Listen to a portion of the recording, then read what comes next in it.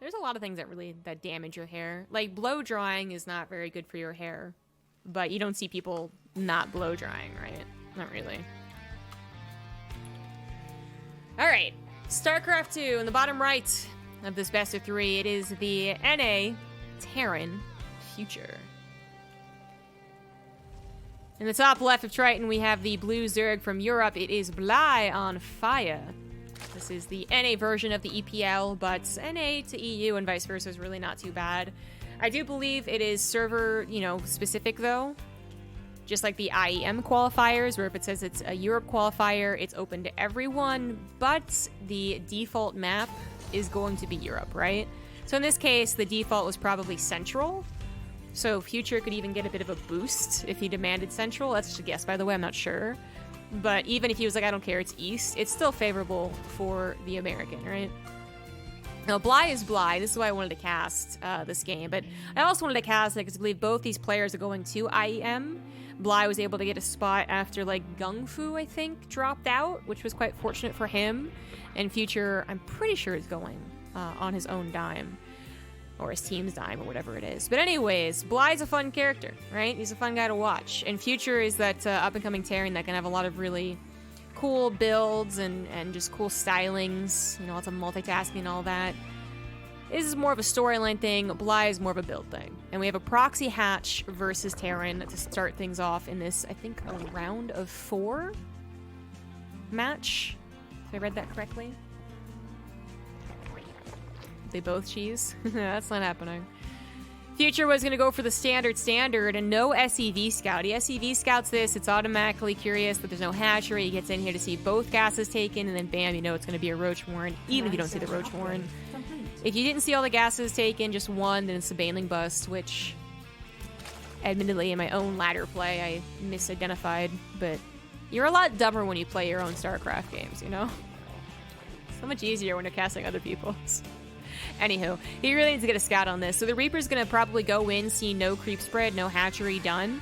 And there's one thing that can happen. I'm just going to wait for the Reaper to do its thing before I go into it, because it's about to see what it doesn't want to see. Okay, so this is kind of one of those worst case scenarios where it doesn't get far enough in. It might have seen a hatchery building, but if you don't see creep spread out to here, like, you'll see Terrans immediately pull back, thinking, oh no, Lings are about to attack me.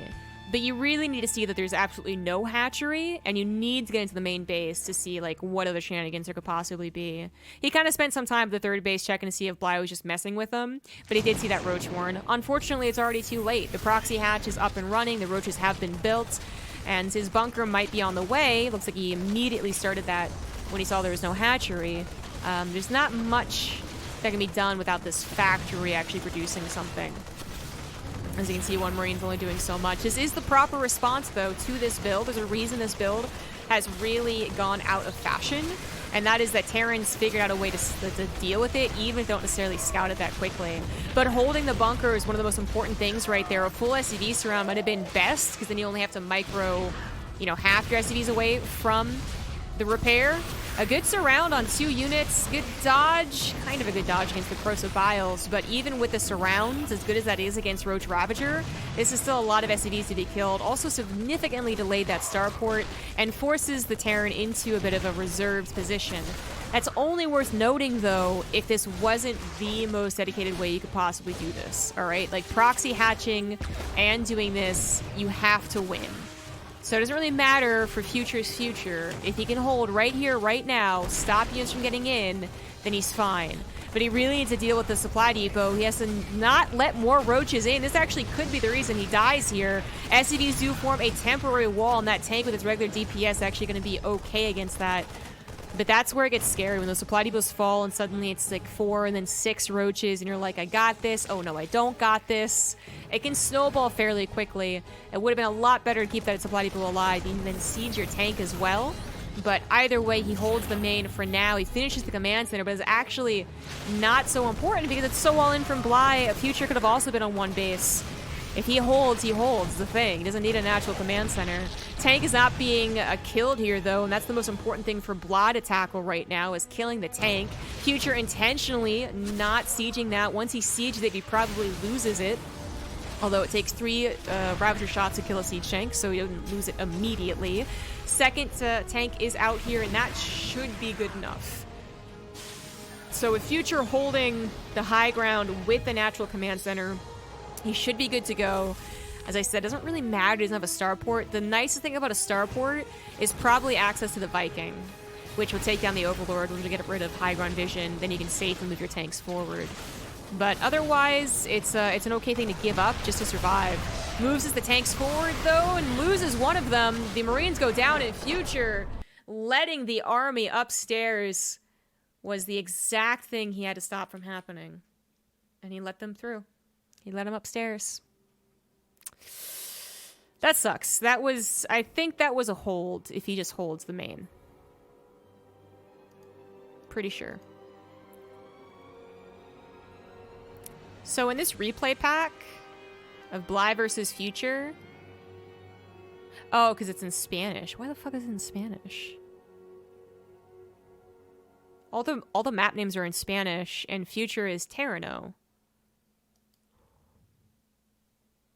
Mundo adormecido.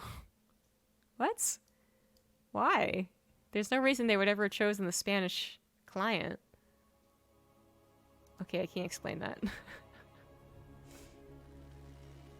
I didn't want to show you guys because I don't want to spoil the... if there's a game 3 or not. But, okay. Alright. I'll show you guys after. In the second game of this series... There we go. In the bottom left, he is down 1. It is Future. In the top right is the blue Zerg. It is Bly on fire. Once again, going for some cheese, but mixing it up a little bit.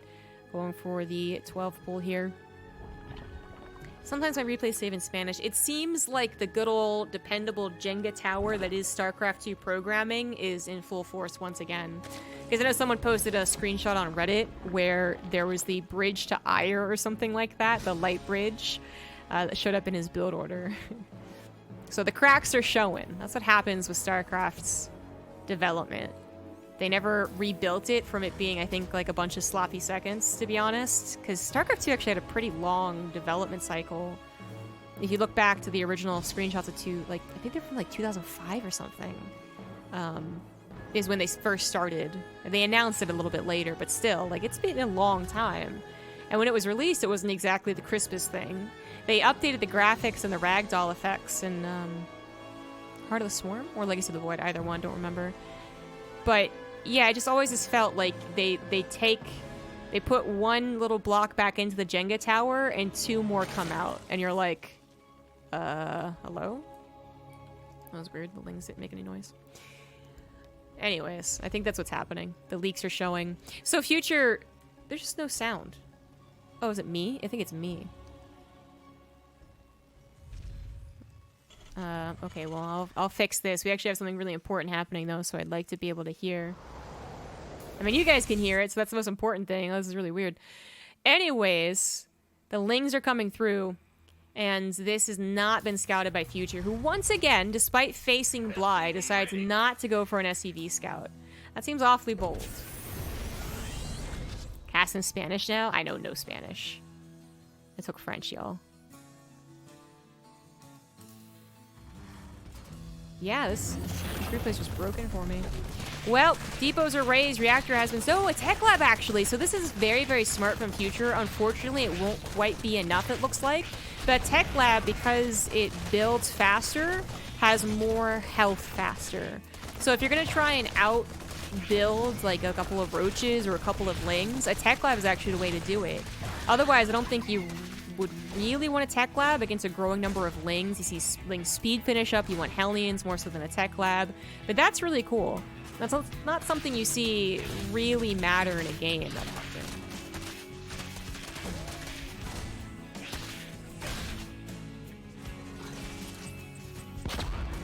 And the Reaper's gonna dance around with a couple of speedlings. That's always dangerous. You really want to save this command center because it's like 80% done. He's very close to being able to save it. It's not really low enough that the lings can just sacrifice themselves on it. So as you can see, Bly really, he wants to be able to grab it.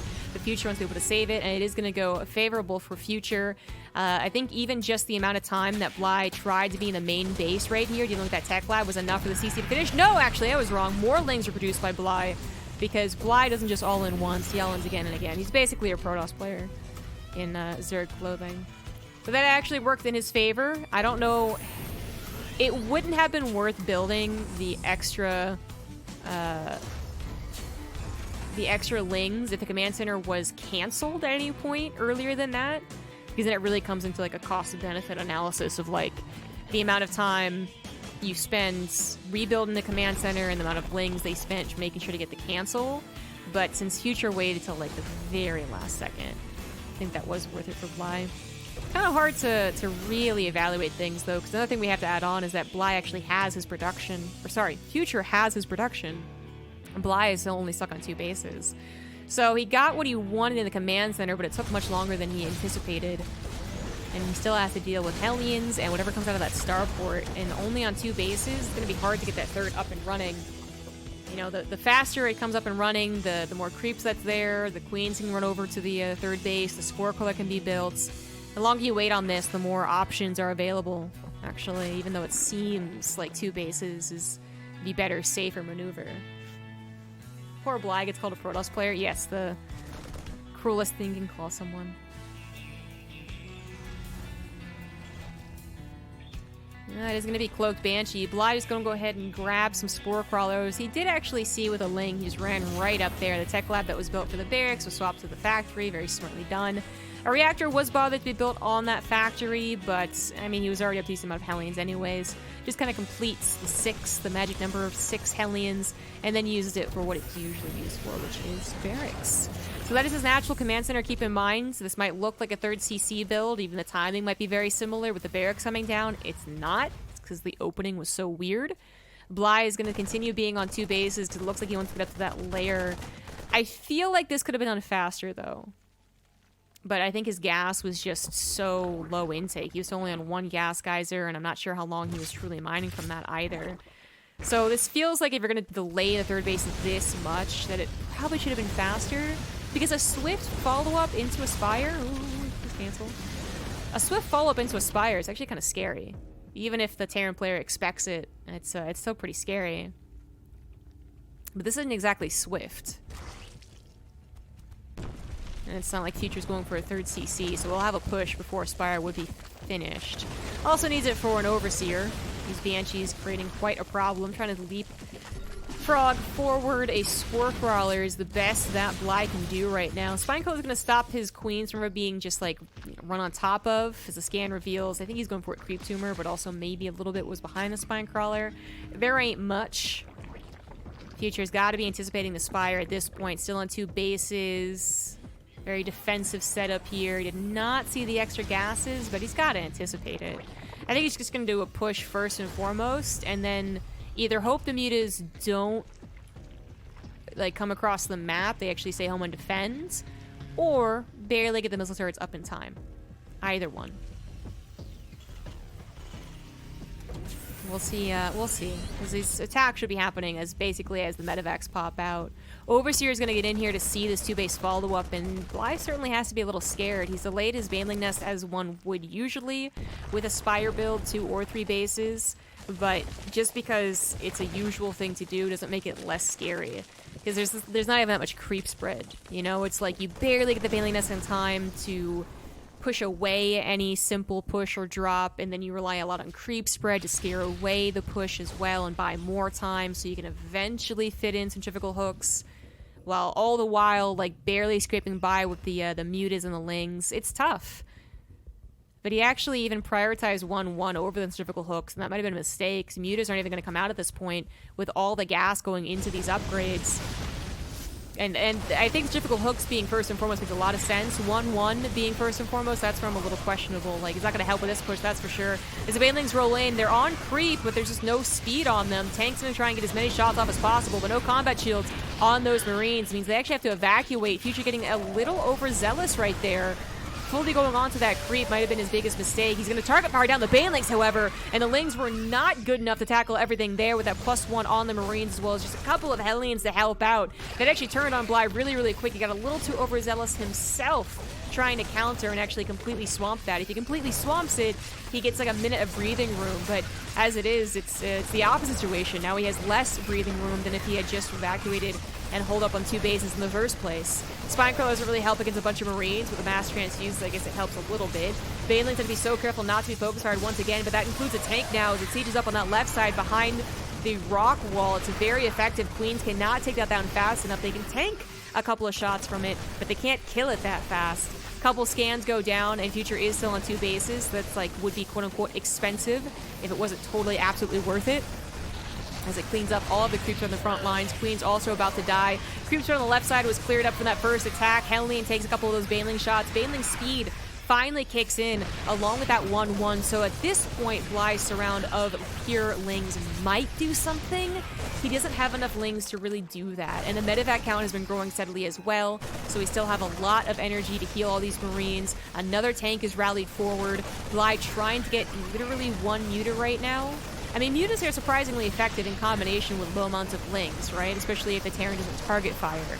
But you still need at least 6 mutas to really have that effect happen. And Future's going to be relentless with this pushing. Grabs the 3rd base. There's no way that Bly is able to afford a mid-game ZVT without a 3rd base. It was already going to be tricky without 4 bases and without 50+ drones. I mean, he's still at 44 drones. So that is not a good count.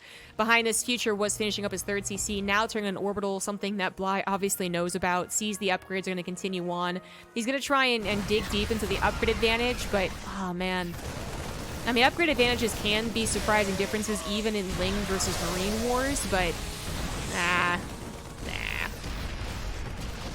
Not enough. Not enough. I'd say it's something you'd see like a Protoss do with mass charge lots, and that sometimes can make a big difference, but yeah, Lings usually just die. Even if they're better upgraded. It's their amount that is usually tricky, and Bly just can't get a solid amount of units. And his Queens have been alive this entire time, so kudos to the ladies right here, but they're all to transfuse and should be dying this time around. 2 Banelings, yep, no, barely not killing those Marines. GG. Future takes game number 2 on World of Sleepers. I think that's a game that the Terran player would have rather played, actually, as opposed to a typical macro game. Because World of Sleepers be World of Sleepers! I'm going to try and fix this audio issue. Casting that without audio is just, it's so bad. I don't know what happened. Because it was literally just going into the replay that changed it.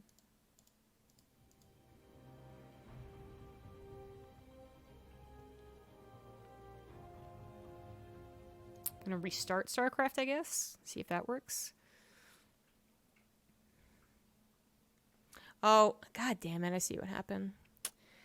Ah, it was the most obvious thing, you guys. It was the most obvious thing. And it was the last thing I looked at. For some reason, I think if I like pull my hair back or like, I don't know, move my shoulder or something, there is actually a volume control. There we go. Volume control on this headset. You guys can't even see it, but it's back here and it's a dial. And at some point I dialed it down to 0. So not the first time that's happened. Won't be the last time either. Damn it. Damn it. Alright. Well, still. Very quickly logging back in and getting to game number 3 on Simulacrum. Ah, lovely StarCraft noise. In the bottom right as the red Terran, it is Future. And in the top left, as the blue Zerg, he is Bly. As you guys can see, popping up on the overlay right now, there's a little banner. I became affiliated with Nerd or Die, which is actually a really cool website. Oh, what are you doing? What are you doing? Drone. All right. That's where I get all of my scene transitions, scene overlays, alerts, and some of their stuff, some of their newer stuff actually even has access to the After Effects files. So if you're like, well, I don't want to look like every other streamer, you can absolutely go in there and check things out. I really don't mind shilling for them, to be honest, because it was a perfect opportunity. They opened up an affiliation program and I was like, you know what? I've been using these guys for like 3 or 4 years.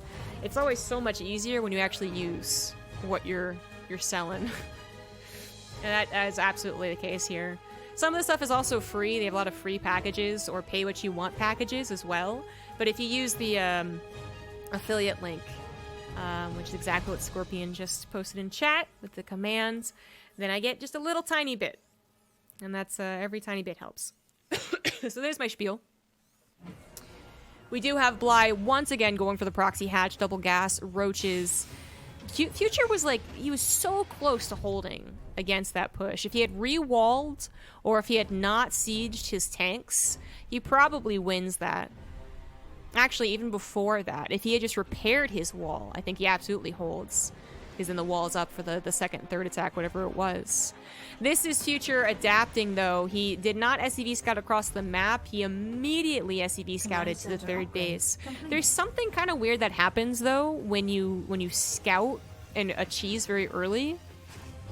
This happens, I think, at all levels, although a little less, of course, on the pro gamer side, because these guys play 1,000 million games. But there's a weird thing that happens where because you know about it, you almost... Your way of defending either is not the way you usually would defend, so you miscount how many supply depots you need, or you miscount how much a bunker this fast would actually affect your build, or it just straight up actually isn't the best way to do things. You think a bunker first would be amazing, but if it delayed the factory, then actually it might not be amazing. So we'll see what happens here, but yeah, that stuff can happen, and in these very early scenarios, the tiniest things, 100 minerals here or there, is very, very important. So we have Future. I think he was successfully on supply blocked. If he wasn't, it was all in the SCVs anyways, which at this point, if you're going to be supply blocked on something, let it be the SCVs, not the Marines. And the tech lab is now starting for the factory. That bunker is going to be something that Bly could theoretically run past with the next few units that pop out. I don't think he will. He wants to go ahead and break that, which is inevitable when you have enough Ravagers. It's all about the timing of whatever pops out here. Now, another reason that this build really fell out of fashion was that the Cyclone got, I don't know what we want to call it, reverted? I don't know, man. The Cyclone's had so many changes. But the Cyclone became a pretty worthwhile investment, right? It comes out pretty fast and just it's able to be microed around as opposed to the tank, which, you know, DPS-wise, regular and on siege is okay. It doesn't really get to run around as much. So a lot of times we'd see Cyclone, then tank. Future trying to get to tank first would usually cement the holds if he didn't let the units up on the main base. But once again, letting units up in the main base is the worst thing about this. A cheeky little Reaper grenade made that surprisingly effective. A bunch of surrounds went down after the grenade exploded, saving the tank and allowing the SCVs to contribute as much as possible. Bly does commit a lot of his forces to that high ground, but the wall is once again open. Second tank is on the way. Starport did finish this time, but Future losing 12 SCVs can't really afford to make everything here. He can't make a Marine and a tank and a Banshee. Or a Viking, whatever we could. So that, yeah, the tank first option, like if you can actually get it out and running without letting units up into the main base, it is the best option. But that Cyclone first is also one of those things that, like, GG, is usually the, like, it's the thing that stops the immediate snowball, is how I'll put it. I don't want to say it's necessarily the safer option or the easier option, because that also can be pounced upon and doesn't provide, like, enough DPS against, you know, a certain number of roaches. But it does stop that earlier